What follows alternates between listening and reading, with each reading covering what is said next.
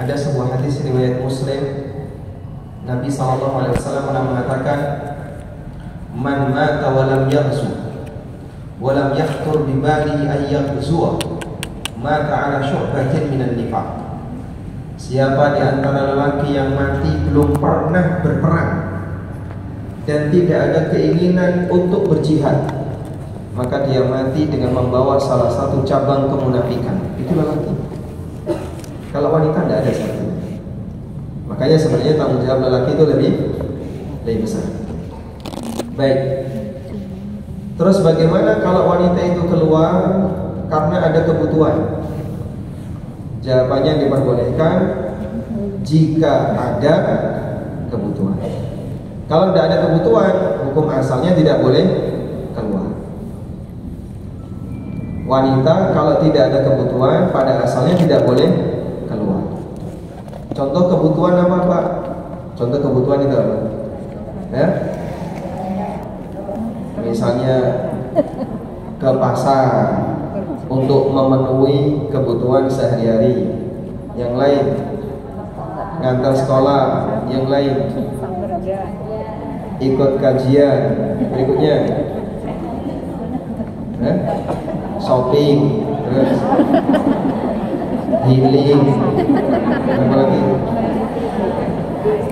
Mancing, goes, subhanallah. Diajak temannya shopping, nemeni temannya makan-makan. Ini terlalu meluas.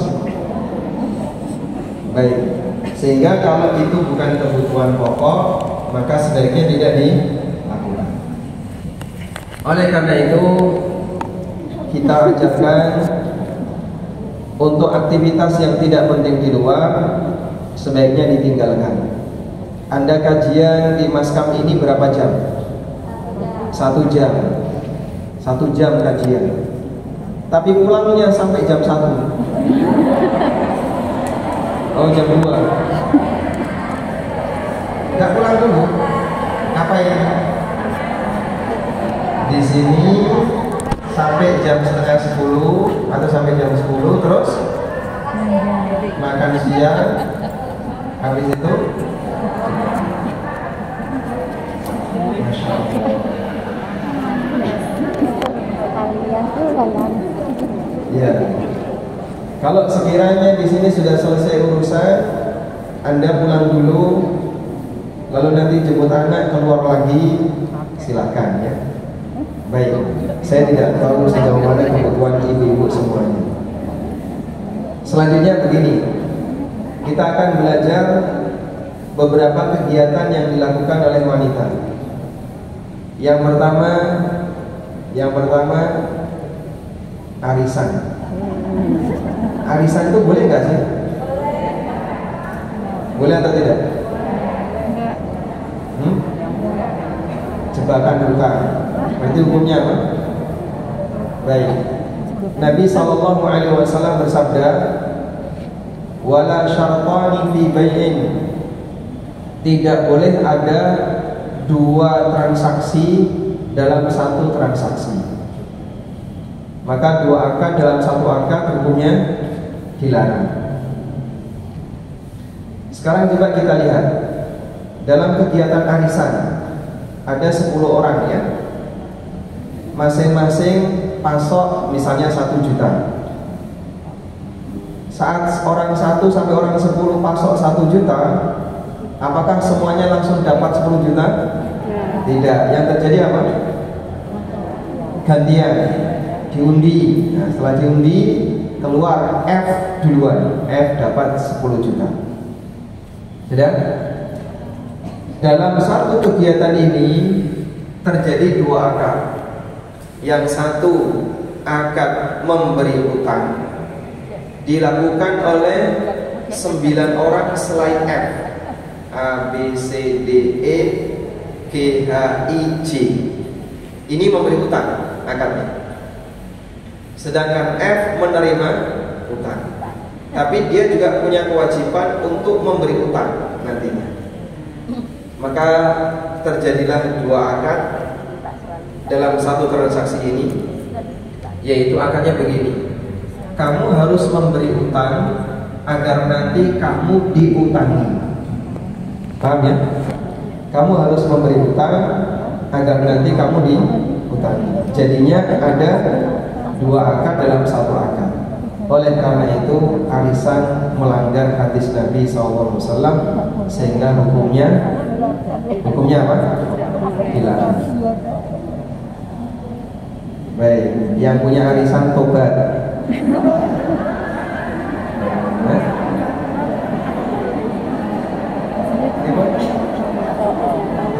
Ini arisan jadi perdebatan. Tadi kan arisannya 1 juta. Ya. Kalau arisannya cuma 50.000 boleh nggak? Gimana Ustaz? Oh, 10.000. Kalau 1 juta dilarang, kalau 10.000 boleh. Saya kasih contoh. Berkumpullah 5 orang. Mereka main kartu. Taruhan 1 juta. Lalu siapa yang menang nanti dapat 5 juta. Apa ini? Judi. Hukumnya apa? Haram. Nggak boleh itu judi haram. Kenapa? Taruhannya 1 juta. Kalau taruhannya 2.000 boleh nggak? Ya? Kan cuma kecil. Sama aja atau boleh? Sama aja. Berarti kalau arisan gede tidak boleh, arisan kecil Boleh. Kayak gini lah yang saya khawatirkan. Si kajian ibu-ibu itu siap diprotes. Jadi kalau besar nggak boleh, kecil boleh, itu kenapa? Dosanya kecil. Kalau taruhan, kalau arisan 1 juta dosa besar, arisan 10.000 dosa kecil. Berarti Bu, subhanallah. Oke. Jenengan punya arisan enggak? Punya. Lebih dari 1. Lebih dari 1. Lebih dari 1. Berarti gimana ini enaknya? Ini panitia sudah merasa kecewa. Undang saya sekali bikinnya rame. Makanya besok lagi jangan diundang Bu ya. Nanti bikin repot kalau sudah bicara masalah muamalah. Baik. Ya.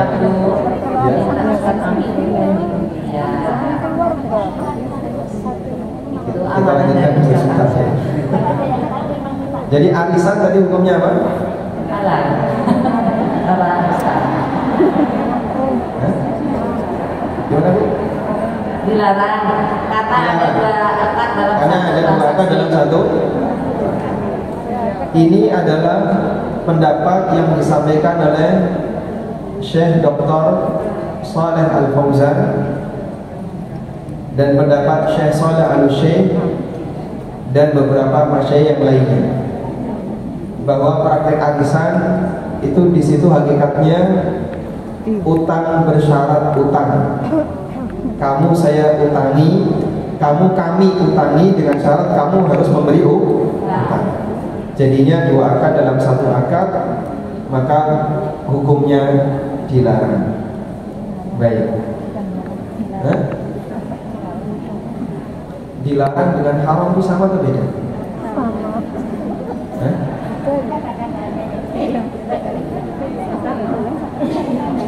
Kalau dilarang dengan haram dianggap beda Ustaz. Maksudnya. Kalau saya ngomong dilarang agama itu berarti hukumnya apa?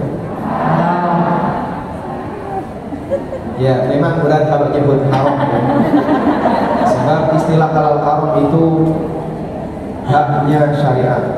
Meskipun karena itu para ustaz dan para ulama ketika menyebut hukum, mereka lebih nyaman dengan istilah nggak boleh, dilarang. Tapi bukan berarti bahwasanya itu boleh dilanggar. Baik, ini pendapat yang pertama. Pak Ustadz, ada nggak pendapat yang kedua? Ya. Maka tunggu sebentar ya. Siap. Tarik nafas dulu. Semoga ada pendapat yang kedua. Pendapat yang kedua, arisan hukumnya boleh.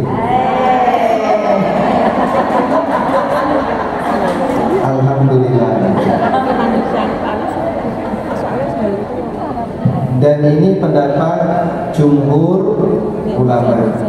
Ini pendapat jumhur ulama. Tapi ada syaratnya, dengan syarat. Nah, syaratnya ini yang perlu diperketat. Catat. Moga Bu boleh catat ya.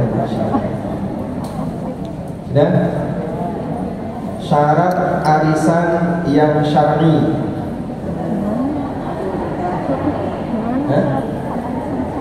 Arisan yang syar'i, artinya tidak melanggar syariat. Yang pertama tidak ada riba di dalamnya.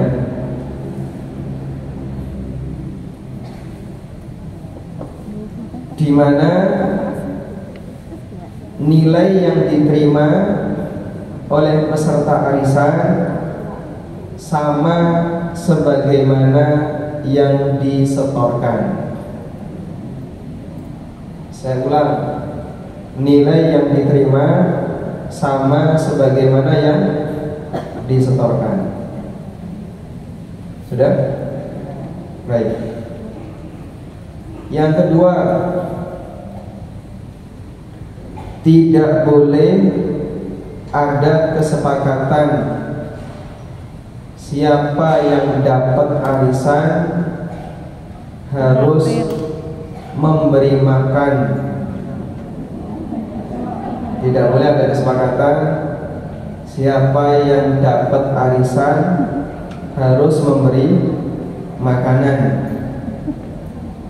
kepada peserta yang lain, sehingga diundi, setelah dikocok ketemu atau keluar nama X. Nah, berarti acara berikutnya di rumahnya X dan X harus ngasih jamuan makanan. Seperti ini termasuk kategori riba. Paham insyaallah? Baik, jangan ribut dulu. Kalau ribut itu berarti dia punya masalah. Jadi tenang aja. Meskipun kelihatan salah itu menang guys. Jadi dalam arisan tidak boleh ada kesepakatan siapa yang dapat maka dia harus apa tadi? Mentraktir atau memberi makan. Traktir itu bisa di luar, bisa juga di rumahnya. Ayo makan di rumah. Itu semuanya tidak boleh. Karena ini masuk dalam lingkup kaidah yang diberikan oleh Abdullah bin Ubay, kullu qardin jarra naf'an fahuwa riba. Semua utang yang menghasilkan manfaat hukumnya riba. Baik. Yang ketiga,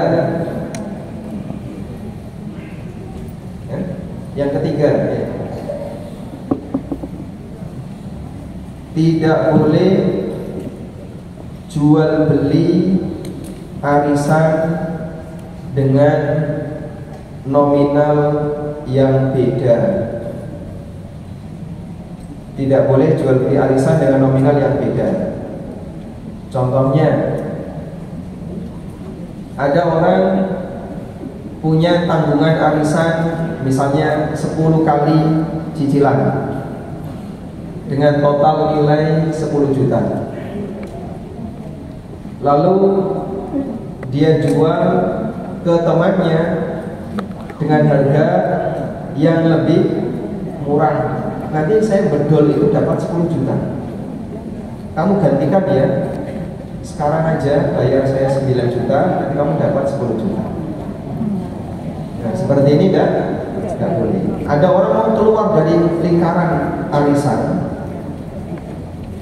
tapi dia pengen dapat lebih cepat, nggak bisa, butuh uang sekarang. Akhirnya arisannya dijual ke orang lain.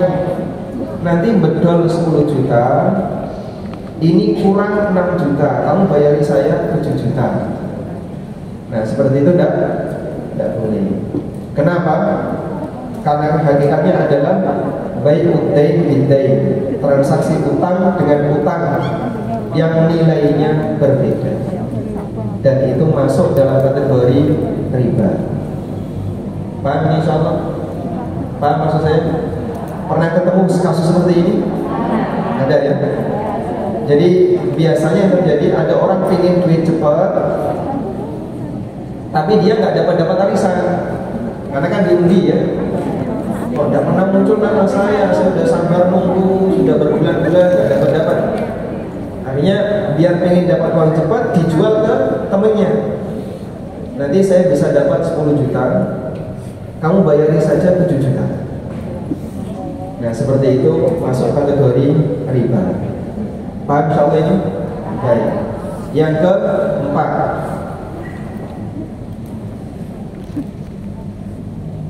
keempat, tidak boleh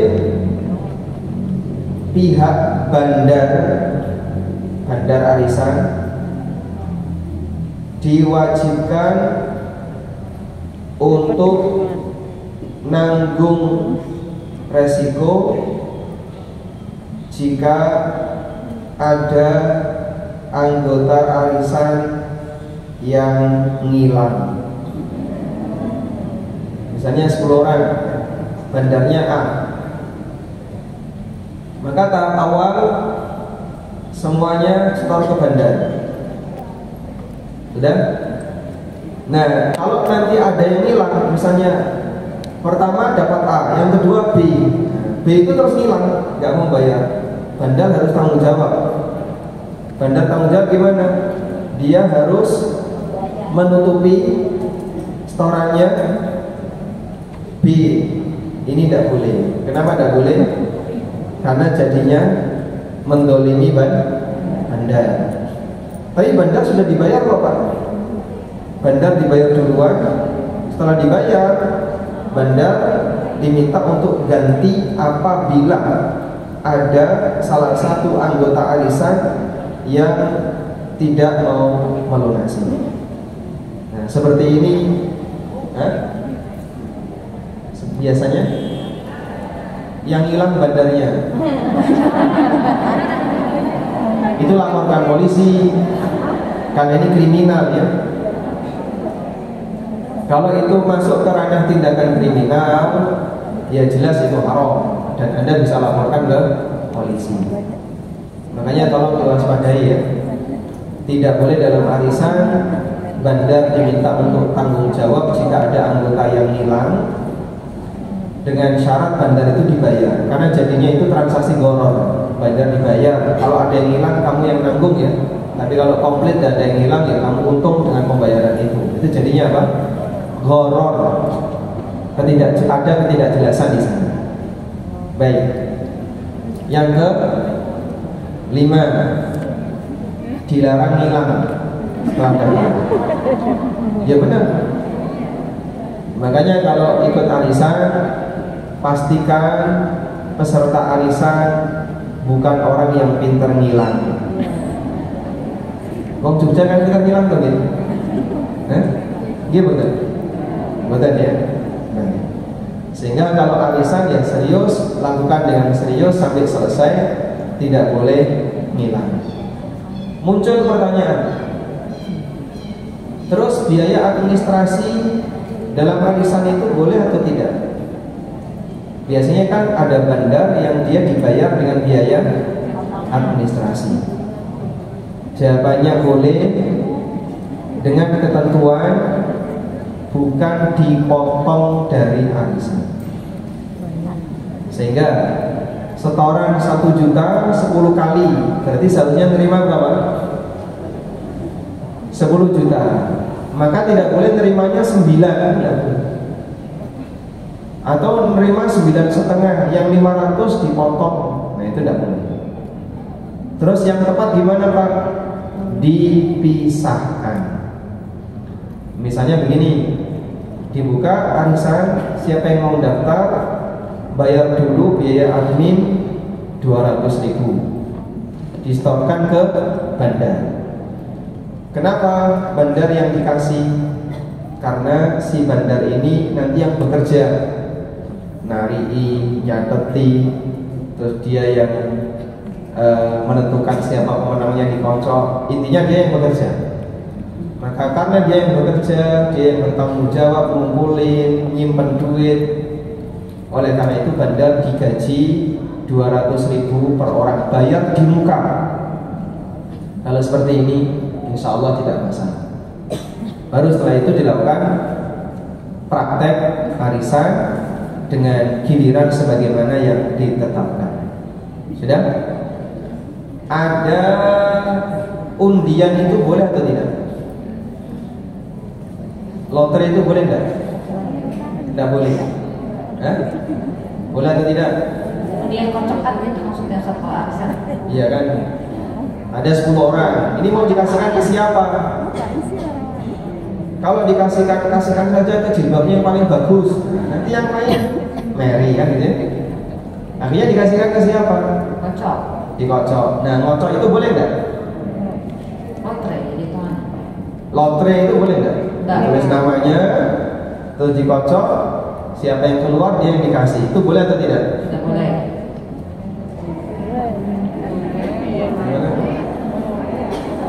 Walaupun dasarnya lotre. Dia nominalnya tetap 1 juta, 10 orang terkumpul 10 juta. Ini mau dikasihkan ke siapa? Ada 10 orang. Ya.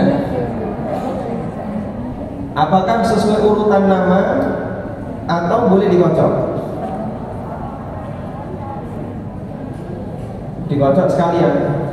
Berarti ngocok sekali sama ngocok total sama bedanya apa? Sama dikocok. Lah ya. Kalau setiap pertemuan dikocok, berarti ngocok berkali-kali ya. Ya. Dengan ngocok langsung jadi satu, itu bedanya apa? Sama aja. Jawabannya boleh. Oh, bisa lanjut Ustaz. Sebentar dulu sih. Proses pengocokan seperti ini dalam bahasa Arab disebut qur'ah. Qur'ah. Qaf, ra, ain, saudaranya qin ya. Lalu tak marbutoh. Qur'atun. Qur'ah itu adalah bentuk undian yang dilakukan untuk menentukan siapa yang lebih berhak jika, coba diulang tadi gimana?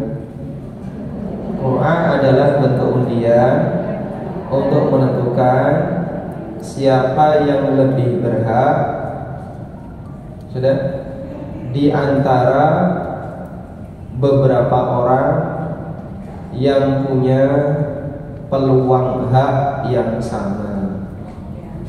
Di antara beberapa orang yang punya peluang hak yang sama.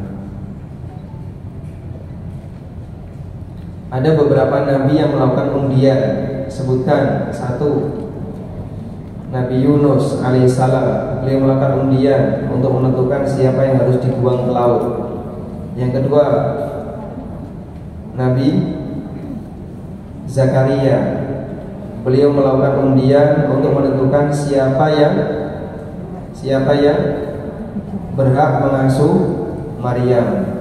Wa ma kunta ladaihim id yulquna aqlamuhum ayyuhum yakfulu Maryam.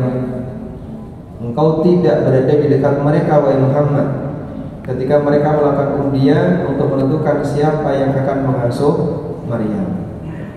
Yang ketiga Nabi siapa? Nabi Muhammad SAW. Beliau melakukan undian untuk apa?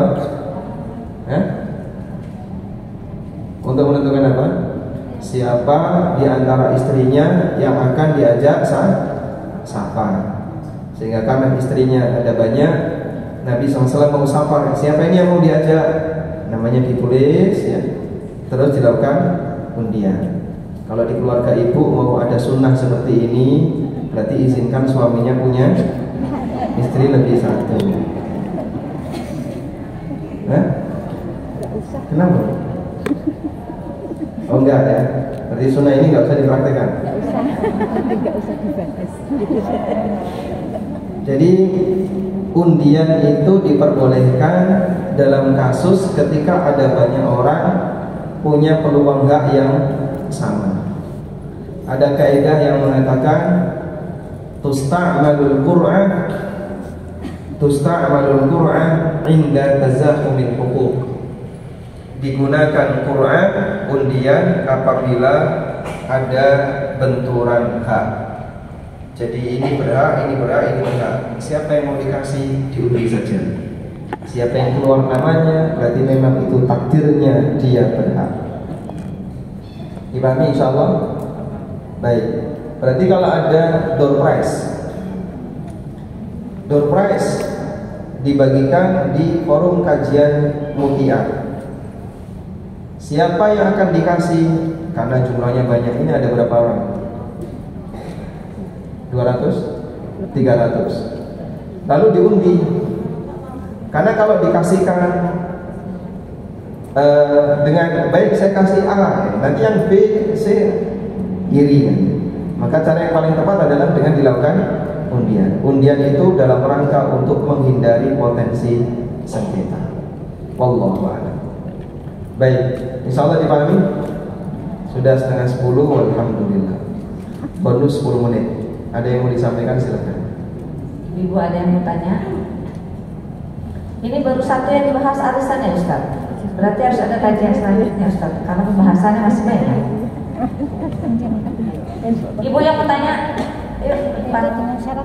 Biar kedengaran Ustaz. Tidak ada, alhamdulillah kita selesai. Oh, selesai. Waalaikumsalam. Tentang tabarruj.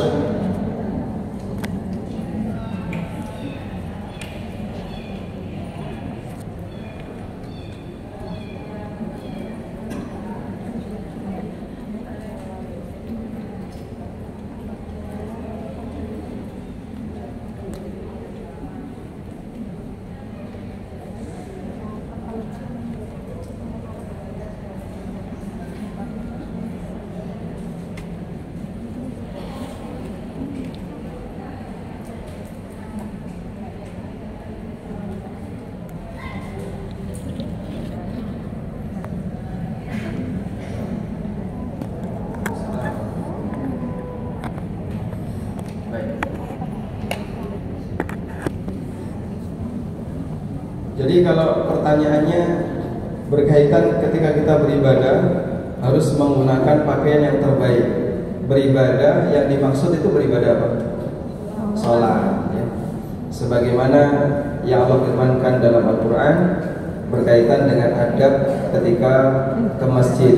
Khudhu zinatakum inda kulli masjidin. Gunakanlah pakaian terbaik kalian ketika menuju masjid. Dan sholatnya wanita itu lebih afdal di mana?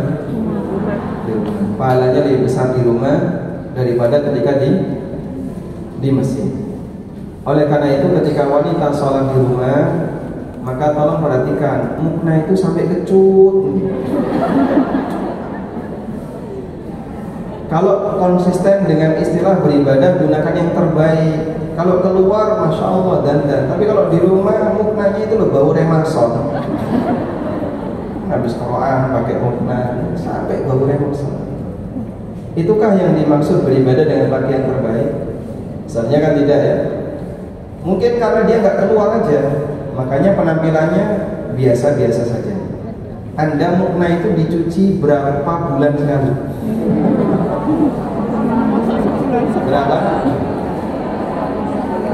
4 hari sekali, 3 hari sekali, 4 hari sekali. Baik. Berani enggak keluar kajian pakai baju 4 hari sekali?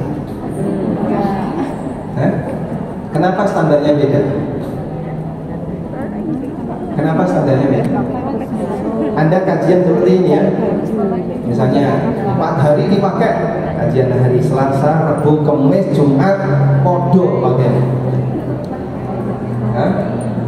Waktunya beda. Kita rata-rata sehari ganti kan gitu ya. Tapi mukna kan tidak demikian. 4 hari sekali. Padahal mukna itu dipakai sehari 5 kali dalam posisi Anda selesai wudhu sehingga kecampur air.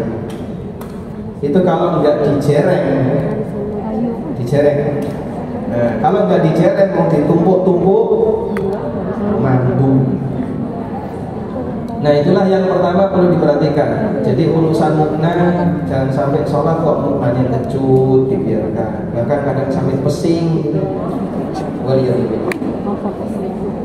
Saya, iya, makanya itu ganggu konsentrasi, begitu ya. Nah untuk yang kajian seperti ini, prinsipnya adalah sopan, tidak tabarruj, karena fungsi dari pakaian bagi wanita adalah dalam rangka untuk menutup aurat, menutup keindahannya agar tidak menampakkan kecantikan di depan umum. Baik.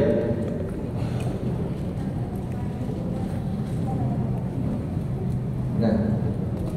Assalamualaikum warahmatullahi wabarakatuh. Waalaikumsalam warahmatullahi wabarakatuh. Bahas soal yang tadi Ustadz yang katanya kita perempuan harus di rumah saja.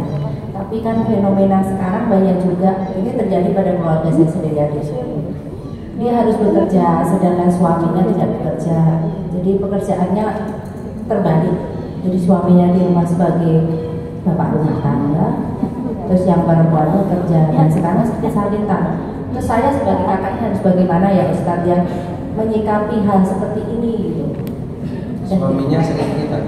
Enggak, yang sakit-sakitan justru yang perempuan. Karena dia bekerja. Terus punya anak kan? Punya anaknya di pesantren. Oh, terus masih kecil. Udah gede, sudah SMA. Jadi dari dulu pertama dia juga sarjana, cuman karena pindah di Jakarta gitu. Misalnya dari Surabaya, terus dia setiap kali usaha selalu gagal. Akhirnya dia tidak mau bekerja, takut. Akhirnya istrinya yang bekerja atau suaminya yang di rumah. Terus kayak seperti ini, sekarang yang perempuan sakit parah banget, tapi dipaksakan untuk bekerja karena terus gimana lagi dengan kehidupan saya kalau saya tidak bekerja. Nah terus ini sebagai suaminya harus bagaimana? Saya sebagai keluarga harus bagaimana Ustaz untuk ngasih tahu gitu. Baik. Terima kasih Ustaz. Pada asalnya, waalaikumsalam warahmatullahi wabarakatuh. Pada asalnya yang bekerja adalah lelaki, karena mereka yang diwajibkan oleh Allah untuk memberi nafkah.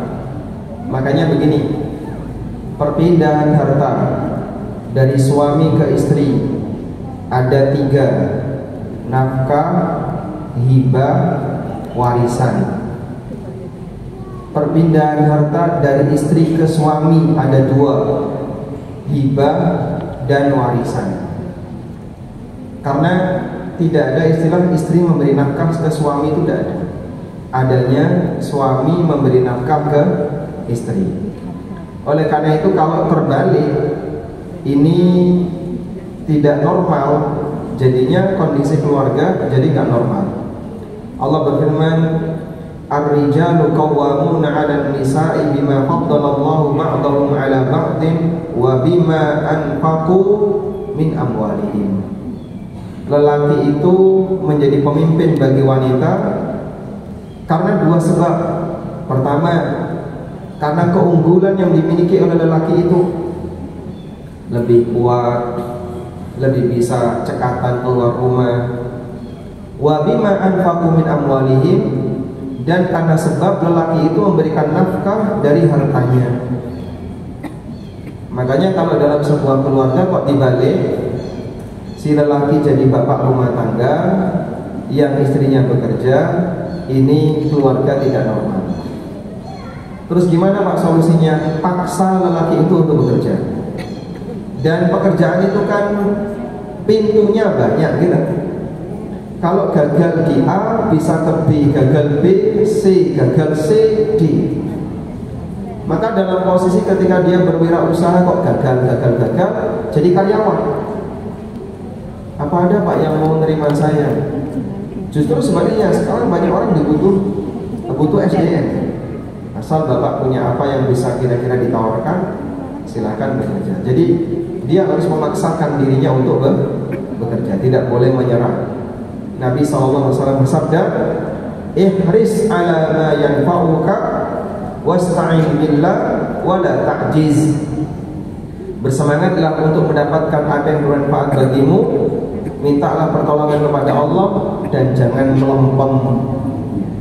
Gagal sekali, 2 kali, 3 kali, melempem, lanjutkan sampai akhirnya nanti ketemu dalam posisi yang bisa bertahan. karena Allah membagi rizki, sementara kewajiban kita hanyalah ikhtiar untuk mencari yang halal. Ada pertanyaan, kalau di kampung wajib ikut arisan, kalau tidak resiko dimusuhi atau dikucilkan? Saya juga dikucilkan, Ustaz. Dikucilkan juga? Iya. Pindah ke Mas Kam aja ya. Apakah boleh ikut arisan dengan alasan bersosialisasi dan menghindari konflik serta membangun ukhuwah? Insya Allah tidak masalah, dan nanti Anda bisa arahkan cara arisan yang benar, sehingga silahkan ikut bergabung. Karena insya Allah pendapat yang lebih kuat dalam masalah ini, arisan hukumnya diperbolehkan. Sudah matang belum? Belum? Sudah? Berarti kan sudah lagi selesai kajiannya. Assalamualaikum. Waalaikumsalam. Hukumnya wanita mengupload foto. Kalau foto kelinci, foto sapi itu tidak apa-apa ya. Misalnya punya kelinci mau dijual, punya sapi mau dijual, itu silakan ya. Yang jadi masalah foto apa yang diupload? Foto apa yang dimaksud? Foto healing. Manfaatnya? Kalau untuk kenangan simpan diri saja ya, simpan diri sendiri. Tapi kalau mau pamer, ya, seharusnya tidak melakukan seperti itu. Foto umroh, foto healing. Alhamdulillah saya sudah sampai pasar Concai. Bagian mana yang menurut Anda istimewa sehingga harus difoto?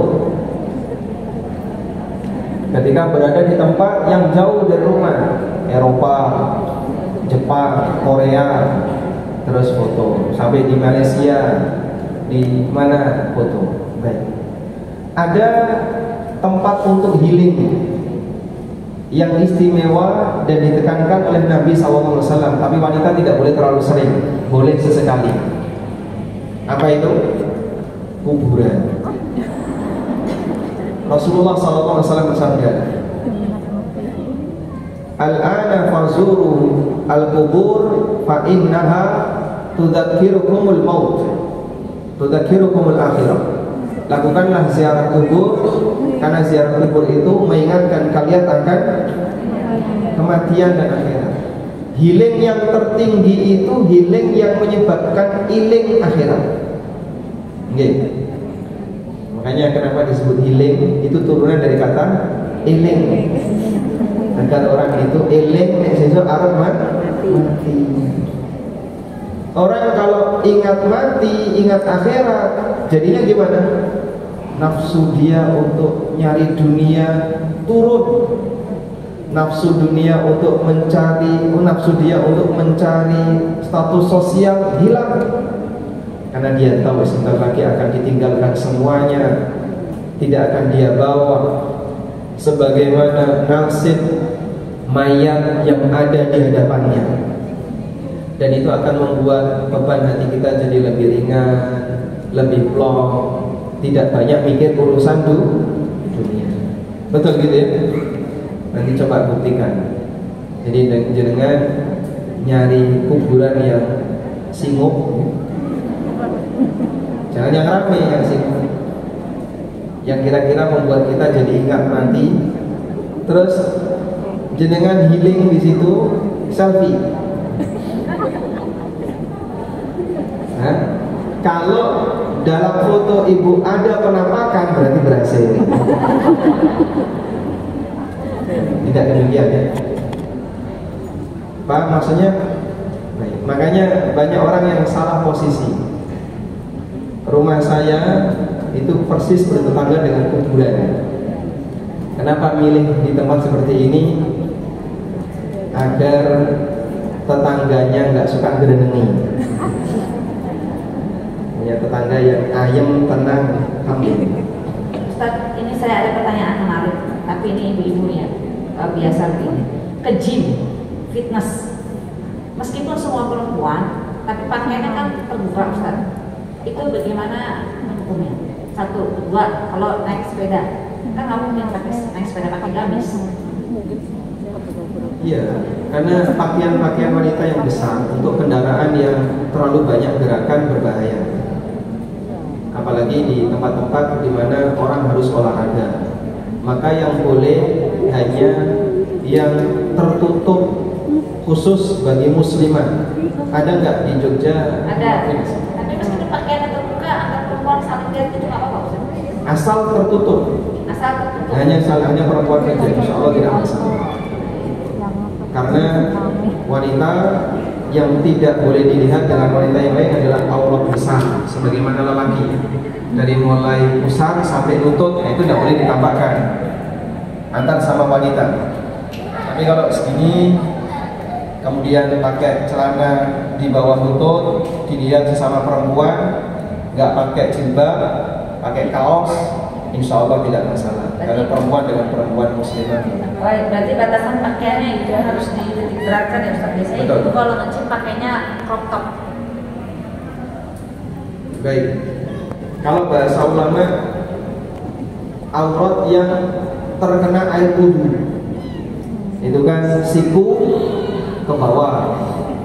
Terus Anda kalau mengusap kepala sampai tengkuk, maka tengkuk ini boleh, leher itu boleh.